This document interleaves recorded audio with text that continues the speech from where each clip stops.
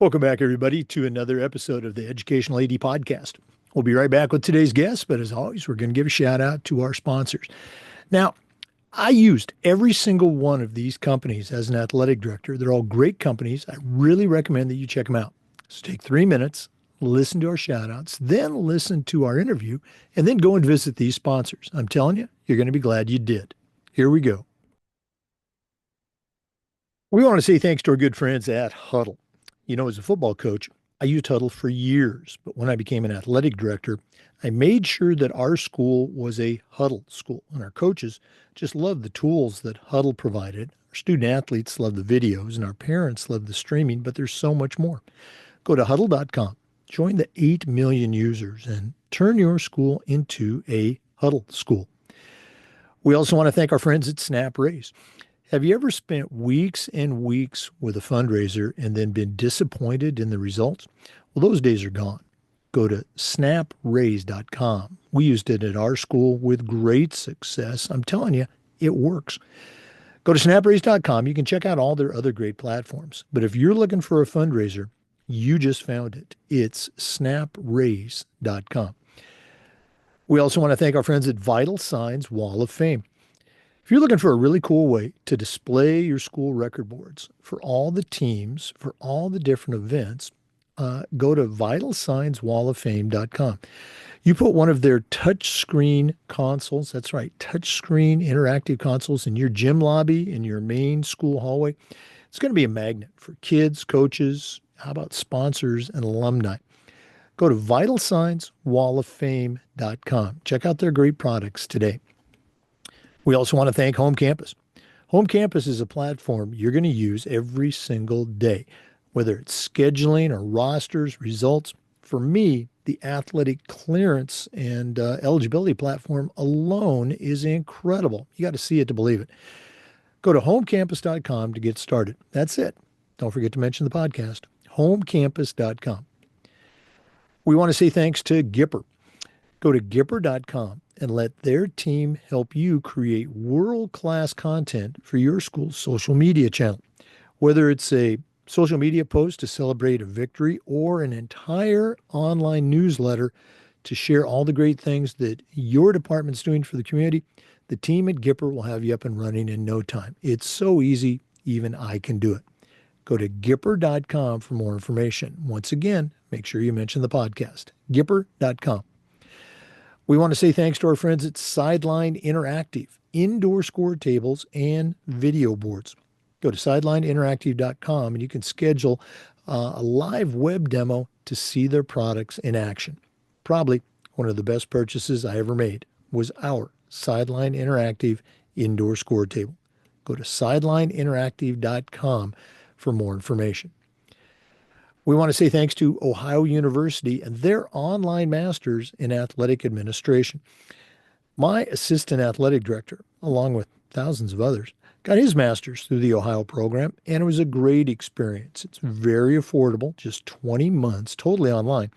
And while you're earning your master's, you're also completing 11 NIAAA leadership training courses at no extra charge. Check out the Ohio University Online Masters in Athletic Administration. We also want to say thanks to our good friends at Hometown. Hometown's changing the game for schools and organizations with their suite of solutions for things like fee-free fundraising, still have digital ticketing, athletic website construction, and a whole lot more. Whether you're an athletic director, a coach, or a school administrator, Hometown makes it easy for you to save time, raise more money, and bring your community together. For more information, go to hometown.com. That's it, hometown.com. And we want to thank our friends at Athletic Surveys by LifeTrack. At my school, we use surveys for everything: kids, coaches, teachers, and parents. And here's the interesting thing. About 98% of the feedback was over the top positive, and it'll be the same for you. But the surveys also allowed us to connect to those squeaky wheel parents, hear their concerns, and most of the time address them before they turned into something big. But going back to that 98%, having that data in your hands is incredibly valuable, especially when you're visiting with one of those frustrated parents or student athletes, or maybe your principal or even your school board. Go to Athletic Surveys. They're going to create a custom survey that lets you take the pulse of everybody in your program. That's athleticsurveys.com. Welcome back, everybody, to another episode of the Educational AD Podcast. We're going to Texas today, and it's a back to college episode. Our guest today is Marissa Watters. She is the Director of Student Athlete Success at a little place called Southern Methodist University, SMU. We got connected through a mutual friend who's traveling the world right now. But Marissa Watters, welcome to the Educational AD Podcast. Thank you, Jay. Appreciate being on and I'm getting the opportunity to talk to you today. Well, as you and I were talking, we do a number of interviews with people, let's say outside of the world of athletic director, but still under that umbrella of athletics and athletes and success. So excited to hear about your journey. Let's go ahead and start there. We always like to let our listeners have a chance to get to know our guests. So give us that quick bio, where you were born, where you grew up. Maybe take us up through your own high school and college days, and then we'll take a break. But what's the Marissa Watters origin story? Awesome. I'm born and raised in Texas from Houston/Katy. If you're from the area, you're not gonna know the debate. But yeah, born with three sisters. I have a twin sister and two big sisters, and we were all athletes. And my twin and one of my big sisters were college athletes. So definitely grew up in an environment of competitive energy, but absolutely adored that. Twin and I got into swimming, not by our parents choosing, but by our own choice. And that led through us, going to high school, getting recruited. We thought we wanted to swim together. And as we were going through the recruiting process, we realized that my number one was her number two and vice versa. And so made the decision to separate ways, but ended up going to the University of the Incarnate Word, which is a small Division I in San Antonio, Texas, and got the opportunity to swim there for 5 years and got my undergrad there and my MBA there and got super involved in SAC, which ultimately led me to wanting to do this type of work. So it's been a great ride so far. But in case you can't tell, I've stayed in Texas this whole time. Well, 100 years ago, I was actually a GA at the University of Houston, and I lived in this apartment about, I don't know, quarter mile from the old Astrodome, and I was only there for one semester, and then I was from Oregon. I came back to Oregon, but I was a Houstonite, for a little while. Um, I Take want to go it. back to, say your high school, junior high days. Now, swimming is one of those sports where the club experience is certainly prevalent. Was that true for you? Oh, 100%. I mean, and at least in Texas, there's not really many middle school teams, right? It's all club, and the club scene in swimming in Texas is huge, absolutely huge. Like Houston is a major hotspot for swimming, but so is pretty much anywhere in Texas. And so it started a really competitive energy early on. And going into sixth grade, my swim coach made us choose between swimming and all other sports, which in hindsight, that what an early age to decide that. But at the time, I was doing great at the state level and winning medals and all of that. So ended up choosing swimming. And then in high school, I actually thought about quitting it at one point because, as many athletes, you get burnt out. But once I moved into my freshman year, my mom convinced me to try it for one more year. Ended up falling back in love with it because of my high school coach and absolutely adored my time there. But yeah, club swimming definitely shaped the way and who I am. And even I'm getting married this summer, and all of my bridesmaids, besides my big sisters, are all swimmers that I've met along the way. So it's definitely had a huge influence in my life. Is there going to be a water theme in that in your bachelorette party? Is that? You'll say it's Mamma Mia, so like kind of near the water. But yeah, definitely all swimmers, so it'll be a good party. Well, hey, congratulations on that. You mentioned your high school coach, and all of the high school athletic directors that are listening right now are just, breathing a sigh of relief. Okay, she had a great high school experience. Um, a lot of, well, not as a lot of times, sometimes when club and high school are happening. They can be, pitted against one another by the coaches. You shouldn't be Mhm. swimming club. You should be swimming for us, or vice versa. I don't want to paint the club coaches in a always negative light, but what are your memories of that? Your club and high school program, I assume, working together. Mhm. Yeah, yeah, they work together. And I think part of that comes from being in a district and in a city that loves swimming, right? And swimming was huge. So for our school and for everybody I knew, it was never choosing between high school swimming and club swimming. Although when I got to college and learning about how many other states like you had to choose, I was shocked because for our area, that was never a thing. You did both. You went morning high school club or club in the afternoon, right? You did both swam doubles every single day of the week and then a club on weekends.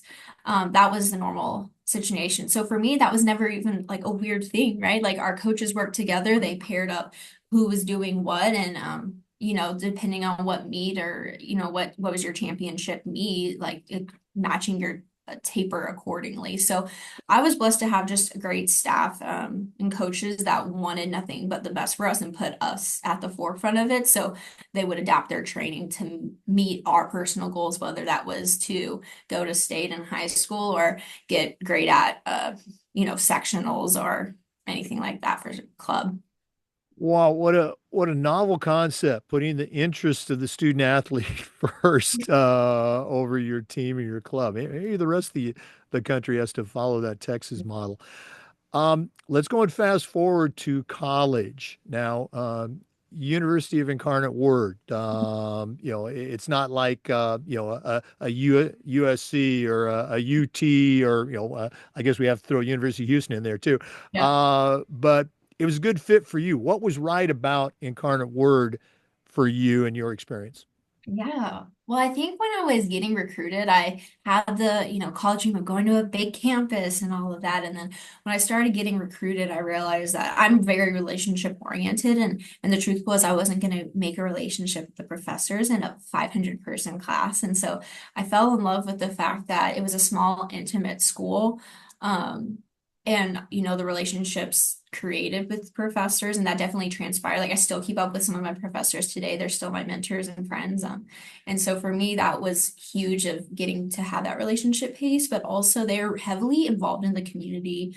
And that's something I grew up passionate about. And my parents instilled in us was serving others, and they had a requirement of serving like I think 75 hours to graduate undergrad, and I ended up I stopped counting at 300, right? Like, because that was just like the culture that UIW created. And for me, it was more of like a culture fit. Like the team was amazing. Like they were grounded, like in love and care. And like swimming was like a priority, but right, like being a successful person and a great human was like the top priority. And so I think for me, it became down to values and, you know, whether or not like swimming ended, which ended up, I had a surgery a month before college even started. So I didn't even get to swim my first year. It ended up proving to be even more important because I was still able to live a college life that I loved and live out my values even when swimming was on pause. Oh, wow, great. And it's a perfect transition into my next question. Actually, our next segment after our break, I'm going to have you share your post-college journey, which took you to a couple different college experiences. But you mentioned earlier that you got involved with Student Athlete Advisory Committee. Mhm. Both high school and college, they appear under, sometimes different, alphabet names. But Mhm. what was it about the SAC, the Student Athlete Advisory Committee? What made you want to be a part of it, and maybe what were some of the experiences you took with it to now your job at SMU? Yeah. Oh, okay. I'm gonna try and not go long on this because I feel like I could talk about this one for ages. Okay, But I'm going to give you 1 minute. oh, okay. So, right, as I mentioned, I got injured, couldn't train, travel, compete, any of that fun stuff. And I wanted to get involved, and my teammates were out. And so I got involved with the Spurs, and I work in their Silver and Black Give Back department, which is their philanthropic department. and I got to work with the Alamo Area Teen Suicide Prevention Coalition. And so for me, that was my light bulb moment of how we can use sports as a vehicle to promote positive change within a community. And so that's actually what led me to SAC. Is my advisor, my mentor, my dear friend, Mandy, saw the work I was doing with them and said, you should really come into SAC. Like, this is what we do regularly. And I was like, oh, okay, very cool. Like, let me hop on in. And like immediately got so connected, fell in love with it. Ended up becoming president of SAC for 3 years, and then conference SAC for 2 years, and then national SAC for 2 years. So got to move all the way up through the SAC chain. And I think that utilizing the student athlete voice is so powerful. And I saw a platform where they were truly given an opportunity to make change versus have it go past your head, right? Or when one ear and out the other. And so for me, I think it was just so instrumental in what I wanted to do. Was seeing like the real change that student athletes can make in empowering their voices. And so for me, that's one of the reasons I'm here today, is because of the great experiences I had in SAC. Well, we're going to take a break, but I'm going to let you dive a little bit deeper into that. It just sounds fascinating, and what a great journey to start at your own college, be involved at a regional level, be involved at the national, the NCAA level. Very cool. Our guest today is Marissa Watters. She is the Director of Student Athletic Success at Southern Methodist University. We're going to take a break, but we're coming back, so please stay with us. This is the Educational AD Podcast. We want to say thanks to our good friends at Huddle for their support of the podcast. As a football coach, I used Huddle for years, but when I became an athletic director, I made sure that our school was a Huddle school, and our coaches just loved the tools that Huddle provided. Our student athletes loved the videos, and our parents loved the streaming, but there's so much more. Go to huddle.com, join the 8 million users, and turn your school into a Huddle school. We also want to thank our good friends at Snap Mobile. Have you ever spent weeks and weeks with a fundraiser and been disappointed in the results? Well, those days are gone. Go to snapraise.com. We used it at our school with tremendous success. Our coaches loved it. Our parents loved it. I'm telling you, it works. Go to snapraise.com. You can check out all of their other great platforms. But if you're looking for a fundraiser, you just found it. It's snapraise.com. Check them out today. Hey, welcome back, everybody, to the Educational AD Podcast. Marissa, you shared, how you got involved with the Student Athlete Advisory Committee at Incarnate Word, and how, you got involved regionally, nationally. As you were completing your undergraduate experience, did you have like a initial destination in mind, or had you already planned those stops out? Share a little bit about your journey with our listeners. Yeah. So, I mean, I referenced it earlier, but I went into college wanting to be a college coach, as so many of us do, because of the impact that my coaches have had on me. And then that experience with the Spurs really made me realize that my passion for sports, although I love sports, right, but is the team behind the team, and then what sports can do for you. And I think SAC only enhanced that journey. And then sidestep, when I was in grad school, I was still a student athlete, so I ended up GAing for residence life, because I couldn't GA for athletics and be a student athlete.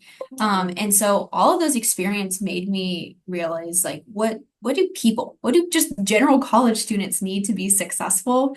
And then put the student athlete layer on top, and how can we shape the experience to create meaningful and impactful relationships and journeys and opportunities for student athletes. And so SAC was a great platform where it was incredibly diverse, and you had, obviously students from every sport getting to share their experience, but different nationalities, different races, different, you know, identities. And I think that was one of the most special parts, was like, we all come from different backgrounds, but how do we work together to complete a shared goal, right? And SAC allowed us to do that. So at the institution level, part of that looked like we created our first DEI SAC campaign. And so we did a week-long campaign and education sessions, which was great. It was the first time that UIW had ever done something like that, particularly talking about the LGBTQ community. And so for me, that was really special.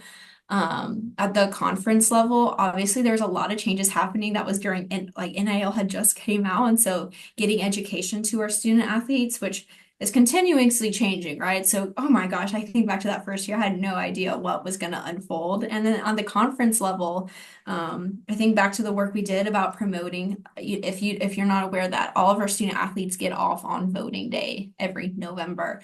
And if they're competing that day or they can, it has to be within that 2-week time frame. And so creating education around what is civic engagement, right? Because you think about our international friends, they don't have the opportunity to vote, but how can they create a change within their community? And so think back to all these experiences that have shaped me and how we can continue to elevate the experience outside of sports, right? But all of these different parts make us who we are. And so I think it's just been an incredible and valuable journey. Now, you mentioned earlier that you chose Incarnate Word, in part because it was a smaller school. Right away, you jumped into some programs that are the opposite of smaller schools. How did all that happen? Oh, yeah, the Spurs. Wow, that was like a wild ride. And I think back to, I'm like, I was like a freshman. I was a child. I that probably definitely did not have all the professional skills I needed to. But it was a great program. They picked like, I want to say around 10 college students in the San Antonio area. And shout out to my mom. She sent it to me. She saw that I was bored whenever my teammates were leaving and I was volunteering in the community, but wanted to do more. And I was like, sure, why not? Like, I'm not sure but this could be fun. And I just remember the first meeting and walking in and we have college students, but we're also mentoring elementary through high school age students in these sessions, right? And we're working together to provide grant money towards different organizations and schools within the San Antonio community. And then we all got selected, right? And I went with the Alamo Area Teen Suicide Prevention Coalition because transparently that I had a family member who struggled with ideations. And so for me, it struck home of like, I didn't even know we could use sport as a way to talk about these hard conversations.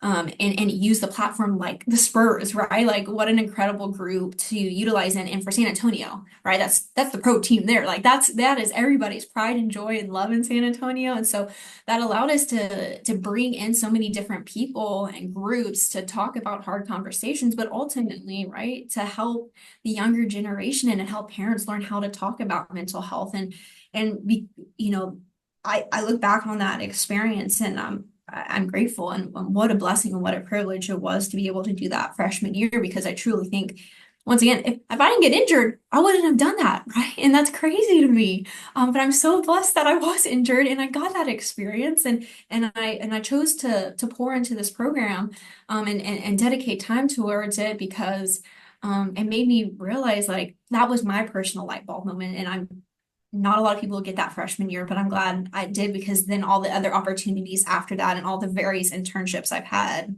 led me to this, and this is the job that I love.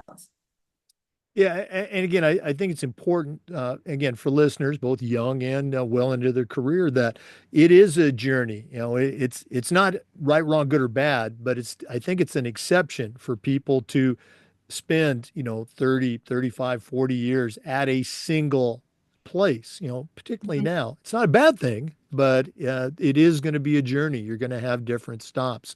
Mhm. Um, we're going to talk about your current position at SMU in our next segment. What are a couple of experiences, or as we like to say, tools that you picked up at some of your other stops before SMU? Yeah.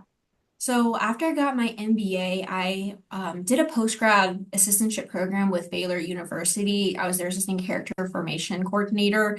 And that's what this is, right? It's developing student athletes, focusing on their career, their personal development, leadership skills, community service, civic engagement, right? All these different identities and developing them to young leaders and champions for life, as a lot of us like to say. Um, so I stopped there, and then after that experience, as a 1-year experience, was fortunate enough to get a director job at Texas Tech. And oh my, I look so fondly on Texas Tech. What a great organization, and got to do that full time, and really develop and build out programs that were so established. And then eventually that led me to here, right? And so I think what I picked up from those schools is I'm fortunate between Baylor, Texas Tech, and SMU that like I've come into very well established programs, right? All of these student athlete development departments have won national awards for different things that they've done, right? So it's not creating anything from scratch, but I think is like understanding the culture, but also like what are the current needs of student athletes? Because even I'm not that far removed, right? But what I needed as a student athlete is incredibly different than what these student athletes needs now. And so taking assessment of like what's the temperature over here? And then how do we adjust this already beautiful and creative programming and continue to enhance it to the needs of these student athletes? Boy, that is just a uh, I'm trying to think where I want to dive into that, but looking back at from the start of your program Mhm. to, leaving and now, okay, well, what am I going to do? Um, what impact did supervisors have for you? We always, talk about the importance of, mentoring. Did you feel like it was a mentoring experience during your programs? 100%. I mean, I started off with a great mentor. I mentioned her earlier, Mandy Polito, but at Baylor, I mean, this program is really to develop you to go have a successful full-time job at an esteemed institution, right? And so it was poured into by Krista Smith and Corey Bolts, who are both amazing leaders within this industry. But not even just them within our department, like all of Baylor was dedicated towards the growth of our like ADP cohort. And even our cohort, we text, I mean, every single day, right? Like these are relationships that have kept up years past. And so they, from day one would have these hard conversations with me to help me grow up as well. But also like teach me the skills to facilitate effectively, to have crucial conversations. Um, how to adapt programming, like even small things of like how do you put the chairs and the tables in a room to engage conversation, like even like such nuanced things that you're like you want to think twice about.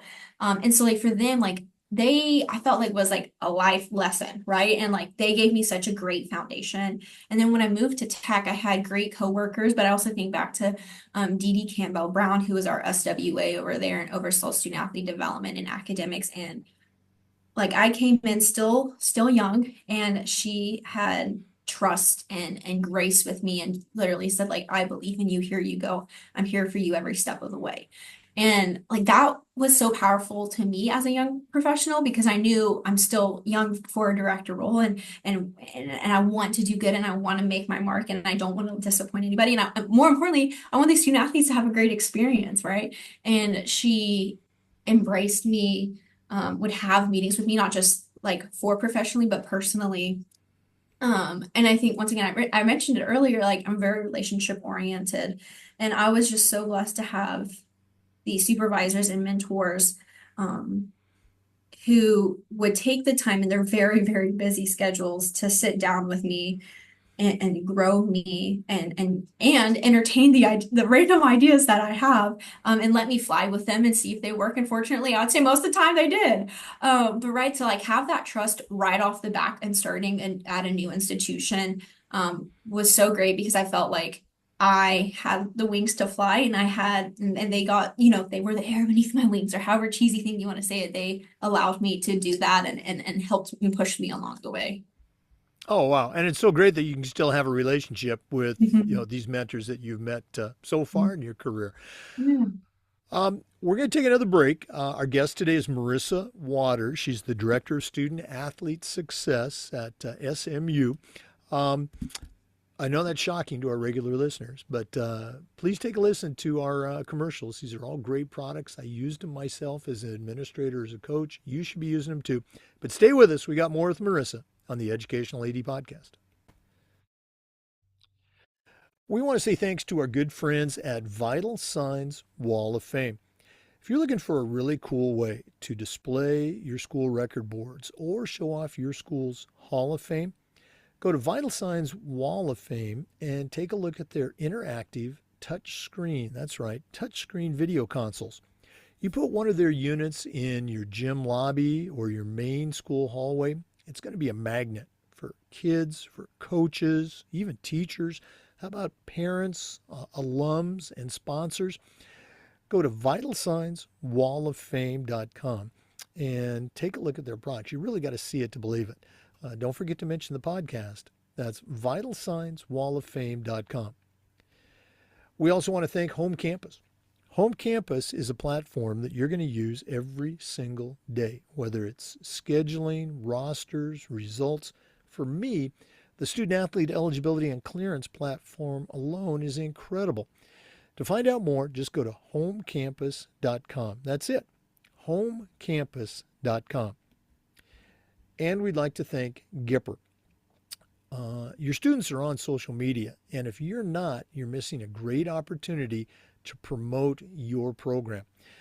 At Gipper.com, their team is going to have you creating world-class content in seconds. And whether it's a simple social media post to celebrate a win or an entire newsletter to showcase all the great things your department's doing, the team at Gipper will have you up and running in no time. It's professional graphic design made easy. Go to Gipper.com for more information. And as always, don't forget to mention the podcast. Gipper.com. Welcome back, everybody, to the Educational AD Podcast. Our guest is Marissa Watters. She's the Director of Student Athlete Success at Southern Methodist University. Marissa, you've taken our listeners on your career journey that has brought you to SMU. Why SMU? What appealed to you about their program? And what are some of the cool things that you get to do as the Director of Student Athlete Success? Yeah, great question, y'all. I mean, SMU, right? Born and raised in Texas. In case you haven't picked up on it, I've done the Texas tour. I've been a lot of big cities. I think I'm only missing Austin now at this point. But I mean, SMU has always been something I'm interested in. I mean, transparently, I'm faith-based, I'm Methodist, so like that aligns with here. But also, what a great institution that recently got upgraded to an R1 institution. And so for many reasons, like SMU is a great campus. I mean, transparently at Tech, like I wasn't looking for a next opportunity. I was, happy, and I loved my student athletes, and I adored my supervisor, and the staff there is absolutely phenomenal. Like cannot express how much I love Texas Tech. Great people, right? And then my supervisor here called me up and asked me to apply, and this role primarily or at the time of the hiring was focusing on SAC and community service, and those are really like my bread and butter, like really specialize in those two areas, and have a lot of heart and passion in that. And she saw some of the work I've done, which was just like one made me feel like I was like, oh my gosh, you see the work I've done. It was so like what a pleasant surprise. And so for personal reasons too, my fiance, he's a video game artist. Dallas is a great city for that. I was like, you know what? I'm not sure if I'm ready to leave tech, but let me have the conversations. Right. And so ended up going through the interview process. And when I came here and got to see the great work that SMU does in their Life After Ball program, and got to meet the people and got to go around campus, and it's closer to home, and like all these different reasons, I was like, you know what, like I feel like all the stars are pointing here, right? And even though I felt like I had more to do at Texas Tech, I'm also like, if it makes sense, it makes sense. And sometimes it's okay to take that leap of faith even if you don't feel like you're ready. And I'm so glad I did. I'm so blessed to be here. And early on, was fortunate enough to take on new roles and responsibilities, and I'm now I just hired my first person and am a manager now, which wasn't in the original job description, but has definitely been a new fun journey to be on, and definitely has elevated my leadership skills and growing in new ways that I wasn't expecting to. And I'm also taking on more Life After Ball programming, which is our intensive career programming here, and so I'm starting to pick up all these new roles. But basically the way I like to think of it is I'm here to help our student athletes go pro, whether that are to become a professional athlete, to be a professional in the workforce, or to go on and get a professional degree. That's what I'm here to do, is to make them be pros. Before we go into what you're doing, and I just love the phrase "life after ball." You said it yourself, you're at the start of your career, let's say, and you're young and you had not been a director. For people in similar situations like that, what did you do to sell yourself to that hiring committee or that senior administrator? Here's some kid from Incarnate Word, and Yeah. how did you convince them that Marissa Watters was the person they needed to hire for this director position? Yeah.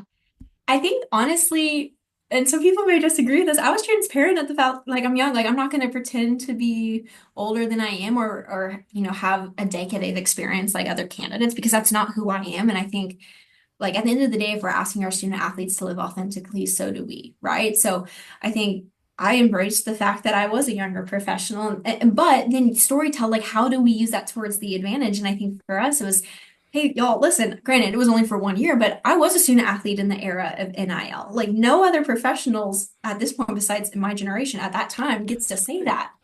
And so I think using that as an experience, but also like being an effective storyteller with what experiences you have, right? So I may be at the time of Texas Tech interviewing, I think I was like 23, maybe about to be 24, about applying for a director job or something like that. I think it was like that age, right?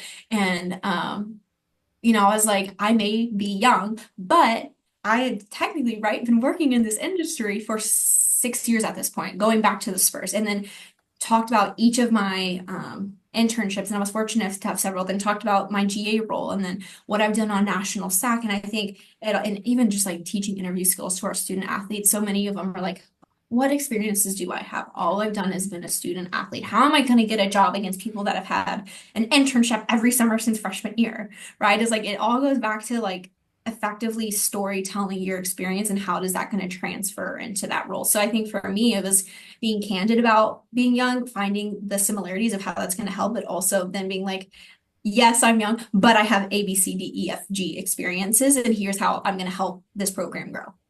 Right. Again, tremendous response. Literally, selling yourself, storytelling. Again, another great word. Everybody has experiences. There's an old Mhm. expression. You don't hear that much anymore, but turning a minus into a plus. The minus is, hey, you don't have the experience, but oh, by the way, I've done all of these things, and Mhm. you made yourself unique. I'm the only candidate that has actually participated as a student athlete in the NIL era. Great stuff. Um, Now, director of student athlete success. I'm going to paint a very extreme picture on the continuum, Okay. and you respond. So I'm not saying this is what I believe at all. Uh, we say that only 6% of high school athletes are going to go to college, and it's probably a much lower percent of college athletes that are going to go on to pro. So, almost everybody is going to go out in the workforce. Okay. Why do we need to hold these college students' hands on their journey to life? And I've heard that so many times from other people. Yeah. So now here's your chance to explain, hey, and you can use the word, hey, boomer, this is what we do. Okay. Oh, that's too funny. No. Wow, what a great question. And I think it goes back to like, yes, at the end of the day, are the majority of these student athletes going to be pro? No, but they could be, right? And they could be, and why not celebrate them in their journey? And I'm gonna, I've learned not to use plan B, the language plan B, right? Because oftentimes, whether that is like your professional goals or in the workplace or sport profession, right? It has the connotation of like, yeah, but if you don't succeed, or like, what if you fail? Or like, I don't really believe you're going to do that, right?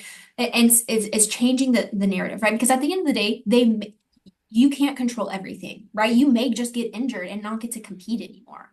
And that happens, and that's okay. But it's changing the language around how we are celebrating our student athletes and educating them along the way so that way they are prepared whenever that ends, whether it's their choosing or not, right? And so I'm going to shout out Athlete Transition Services here.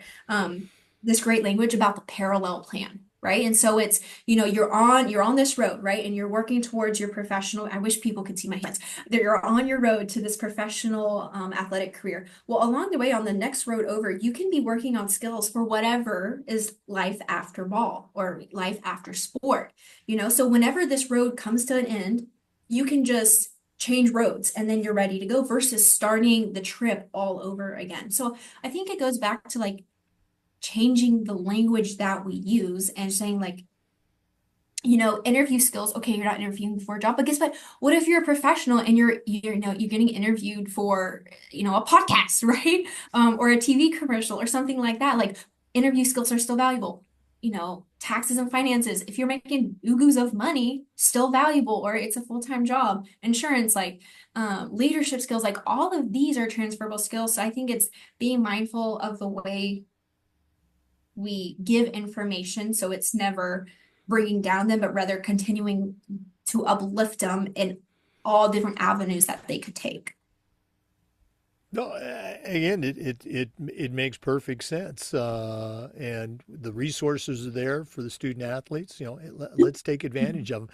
Mhm. Um, Again, I know you've only been on the job at SMU for less than a year, but share if you can, a success story. That's my words of the student athlete success program with an individual. You don't have to give us any names or anything, but going back to your time at Baylor and Texas Tech, what's an example that you can share with our listeners?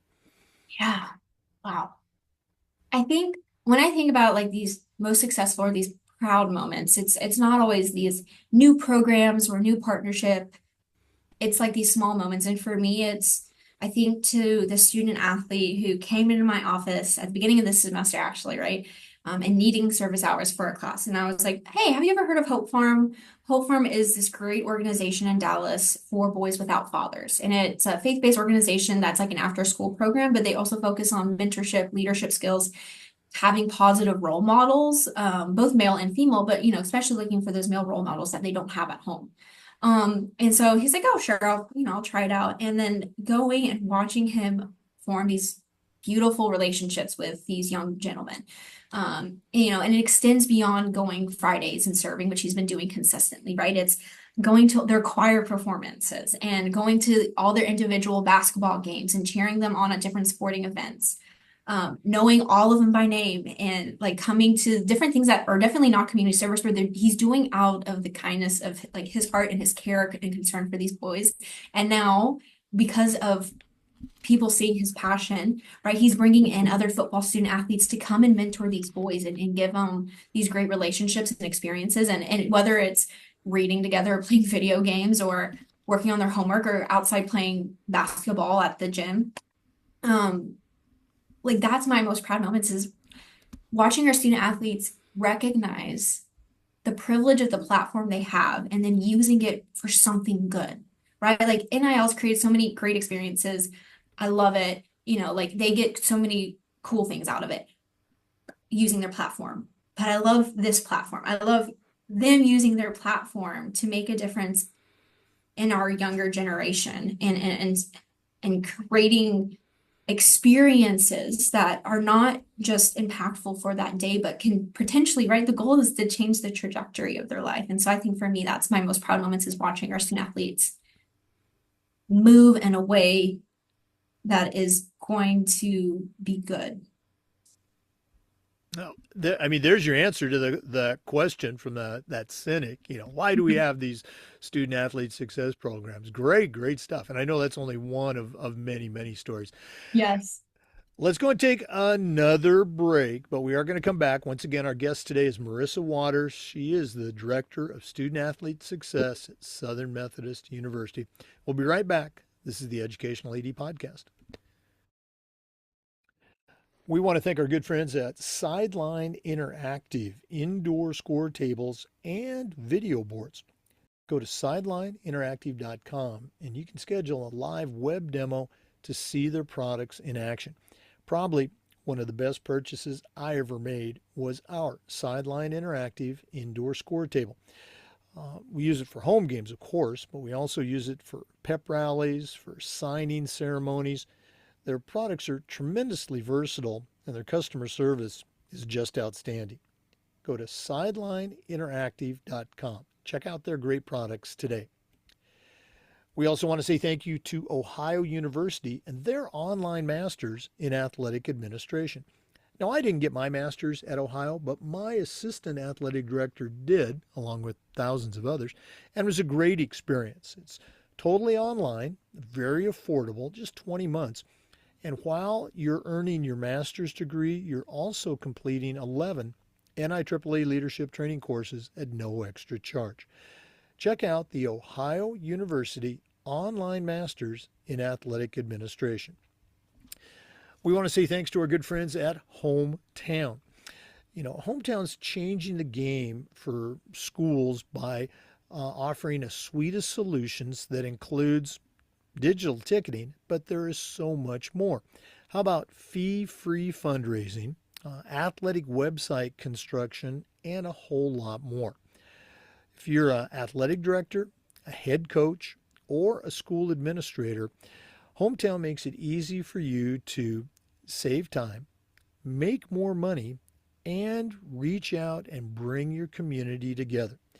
For more information or to get started, just go to hometown.com. That's hometown.com. And don't forget to mention the podcast. Welcome back, everybody, to the Educational AD Podcast. Marissa, in the world of athletic administration and coaching, I think there's a term that it's great, but I think it sometimes gets a lot of lip service. Transactional coaching or leadership versus transformational. I know that's something that you have an opinion about. So share with our listeners your thoughts on that. Yeah. First of all, welcome everybody to my soapbox. Yeah, I think oftentimes like athletics tends to be so hustle and bustle, like we're moving at such a quick pace that a lot of times we're short-term focused, we're task-oriented, we have little emotional investment, and when the goal is over, the project is over, the season is over, like the exchange ends, right? Versus transformational relationships is all about our long-term vision, being goal and development driven, and it continues beyond its initial purpose, right? And so I want to talk about that in the mindset of for whoever your journey is, young, have been in the industry for 40 years, is reshifting our focus to have these transformational relationships and programs, right? So part of that is investing in relationships. Once again, I mentioned it earlier, but like have been so incredibly blessed to have leaders who love and care for me from, UIW all the way to SMU. Like cannot speak highly enough about all the leaders. And I think a lot of that is because they took time to invest in me. And I look at counterparts or peers who don't have that relationship with their supervisor, and that relationship with your supervisor can really make or break the job. And so I think one is taking times to invest in that relationship. Two is to be a giver and not a taker, right? I think, a lot of times we're like, oh, that'd be a great opportunity for me. I should do that, right? And shifting our mindset to, you know what? I don't know how I can help, but let me go over and see. Let me just pop in on this meeting. Let me, go do this community service on a weekend, even though I really want to sleep.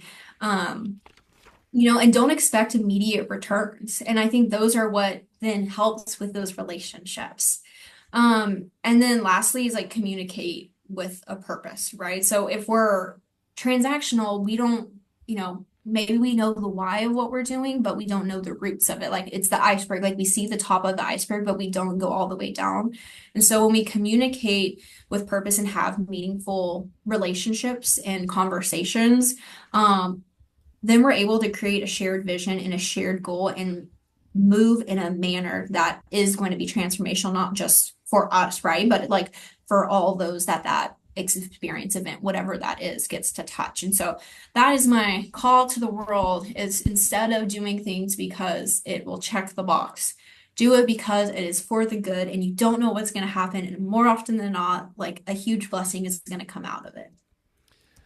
Well, again, I love it, and I share the story as a young coach. And again, this was a long, long time ago. You tend to coach the way that you were coached, and I was definitely, and this is not a slam against any of my coaches. I was very much transactional. We're going to do it this way, and really, it just wasn't a thing to get to know your kids, and have that type of relationship as a coach. I'm very proud to say that I did learn and I grew, and did become more of a transformational coach towards the end of my career, and tried to be a more of a transformational leader as an AD. Um, you mentioned a phrase, why. You got to know your why. Certainly that is important. However, I'm curious. Um, I feel that I'm going to say sometimes instead of always or frequently or often. Sometimes I think people get so hung up with their why. Well, this is my why. What's your why? This is my why. That there's no what. Okay. You Mhm. shouldn't have to tell me what your why is. We should see it. So, Mhm. what's your take on that? And how can people be more, um, be more what than why? Does that make sense? Yes, no, that's a great question. I'm gonna think about how to phrase this effectively. So, right, I want to know your why because sometimes like I need to know the deeper conversations. Not everybody's great at communicating. So tell me your why, but you're right. It has to be the what. So like I need to see your why in your what's, right? So like if you are passionate, let's say about mental health with student athletes, we can't just speak it and put on these presentations, right? Like, are we going out into the community? Are we putting on open mic events? Are we bringing in different speakers? That's what's most impactful, right? Is like, even once again, I just relate this because I'm in resume season and interview season as school is about to end. But it's one thing for you to put on your resume under skills like good at communication. It's another thing for you to explain it in a resume bullet point of how you're good at communication, right? Like, let me see the why in the work that you do. And I think once again, those are the people that have the most profound impact is they can put tangible items to their why to then accomplish the goal. So that's a great point. I appreciate you saying that, Jake. Oh no, absolutely. It's just, and again, these are great people, but sometimes they just beat that why drum so loudly, you have no idea what they're doing. We're going to do Yeah. this at the end of the podcast, but let's go and do it now. If one of our listeners wanted to reach out, find out more about your program at SMU, or just connect with you and add you to their network, what's the best way that folks can get a hold of Marissa Watters? Yeah, reach out to me on LinkedIn. I'm happy to do it. Definitely I did the same thing as a student athlete and did the cold call LinkedIn message and was great, able to learn from different leaders within the industry. So definitely want to be able to give that back. So just holler at me on LinkedIn. Yeah, and that's how you and I connected. Okay. Yeah. Um, this has been really cool, hearing about your journey and all the things that you're doing in your program. But we're not done yet. We always wrap up with something we call the Athletic Director's Toolbox. So we're going to take our final break, hear from Athletic Surveys, who sponsor this segment. When we come back, I'm going to challenge you to send out a brand new athletic director, a brand new leader, if you will, on their first job. But I'm only going to let you put 3 items in the toolbox. So let's take that final break. And when we come back, we're going to see what Marissa Watters puts into her new athletic director toolbox. We'd like to thank Athletic Surveys for their support and sponsoring the AD Toolbox segment. At my school, we use surveys for everything, for student athletes, for coaches, teachers, even parents. And here's the cool thing, the feedback that we would get would generally be over the top positive, sometimes 98% positive, and it'll probably be the same for you. But we also got connected with those squeaky wheel parents we were already hearing from. We got to hear about their concerns, usually small concerns, and address them before they turned into something big. But let's go back to that 98%. Having that data, that positive feedback, was incredibly valuable, especially when you're visiting with a frustrated parent or student athlete, or sometimes even your principal or even your school board. Go to athleticsurveys.com. They're going to create a custom survey that lets you take the pulse of everybody in your program. That's athleticsurveys.com. Check them out today. Well, it's that time of the podcast. We've been visiting today with a new friend of the show, Marissa Watters. Has an incredible background and is just at the start of her career. But right now, I'm going to challenge her to send out a brand new athletic director, a brand new leader on their very first job, but I'm only going to let her put 3 items in the toolbox. So, Marissa, what 3 tools are going to go into your new athletic director toolbox? Great question. I took a long time to narrow down my top 3, so hopefully these are going to be impactful so for some of y'all out there. So one I'll say is you're gonna roll your eyes, y'all, but to network. But I don't mean just network, right? I mean network in unassuming groups. Because a lot of times when we hear networking, we're like, I'm gonna go to this convention. I'm gonna go to this meeting. It has somebody I really want to meet. Amazing, cool, that's valuable. Network in groups that you have nothing to gain, or you're going in with no expectations, right? And in fact, in groups that you probably have more to give than to take, right? I think that's where the most surprising and fruitful relationships are formed. So if they're community member or meetings within the city you're at, if they're small committee groups, like just go out and put yourself out there in what I'm going to say are unassuming groups. Second is to show up for all student athletes. And I think this honestly comes from, it started as being a non-revenue sport, right? Swimming, typically it's only your parents who come watch, like even at the college level, like it's typically your parents that watch. Nobody else really comes besides for a few friends or significant others. But I remember every single administrator that came and watched all their swim meets or some of our swim meets. I to this day know who exactly came to what meet. And y'all, I don't have a photographic memory, but that's how much it stood out to me, right? And so I've taken that experience of how much it meant to me and applied it to my professional career, because going to, football, basketball, volleyball games, are all fun and they're all valuable, right? They may not see that you're there. You should still go to it. Don't take that like I'm not saying to go to it, but guess what? Who's gonna really know you're there? Like swimming, tennis, golf, rowing, equestrian, right? Like these sports that maybe don't have as many viewers compared to our revenue earning sports.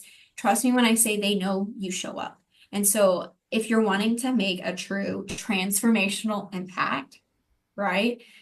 Show up to the meets and even their outside projects, right? If they're in some other organization and they're putting on a show, because I promise you, you are going to stick in their brain as somebody that they appreciate and remember. And I know I definitely felt that for myself. And then lastly is to always assume positive intent. I think sometimes we can read emails or messages and create a picture in our head that is not entirely accurate.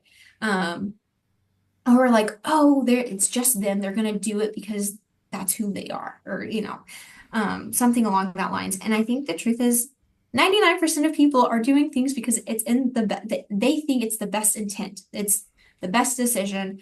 They have nothing but the best intent for others. And so I think when we go into situations that can be stressful or require crucial conversations or are difficult, with the mindset of they want to make this work. They want to keep me in mind. They want to help everybody who is involved.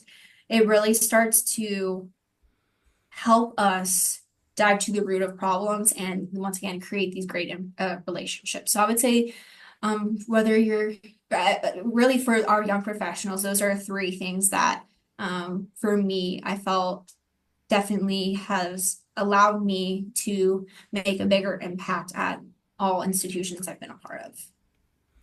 Boy, I love them all, and on the networking one, I've mentioned endlessly that was something that I failed to do early in my career. I didn't want people to think that I didn't know everything already. I didn't want them to think I was a dope, and obviously I was a dope because I didn't reach out and connect. It is just such a valuable tool, not just to pick their brain technically, but to build those relationships. Mhm. Um, Also, I can attest to supporting all of the sports. As I became athletic director at different schools, I'd never had a swim team.